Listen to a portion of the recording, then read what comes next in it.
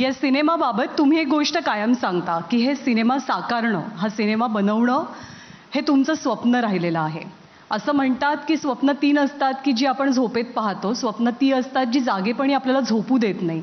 हे स्वप्न कदाचित तुमच्यासाठी तसंच होतं. आणि आज जेव्हा स्वप्नपूर्तीचा क्षण अगदी जवळ आलाय, त्यावेळच्या भावना काय आहेत नेमक्या? स्वप्न ती असतात जी झोप उडवतात आणि म्हणून हे माझ्यासाठी फार महत्त्वाचं आहे.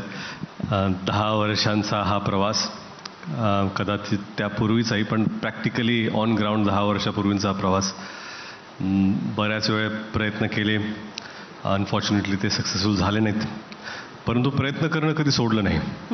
आणि आज हा शेवटचा दिवस माझा. चित्रपट उद्या प्रदर्शित होत आहे.